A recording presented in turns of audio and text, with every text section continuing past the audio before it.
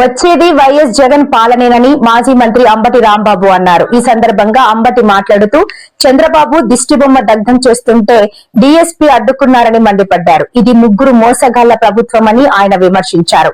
చంద్రబాబు ప్రపంచ మోసగాడు, Lokesh all India మోసగాడు, పవన్ కళ్యాణ్ ఆంధ్ర మోసగాడు, కూటమి పని గోవిందా గోవిందా అని అంబటి రాంబాబు ఎద్దేవా చేశారు. 2 సంవత్సరాలకే కూటమి పని గోవిందా గోవిందా, కూటమి పని అయిపోయింది. ఇచ్చిన వాగ్దానాలు నెరవేర్చకపోగా దబాయింపులు అయిపోయింది. 2 సంవత్సరాలకే కూటమి పని గోవిందా గోవిందా, కూటమి పని అయిపోయింది. ఇచ్చిన వాగ్దానాలు నెరవేర్చకపోగా దబాయింపులు.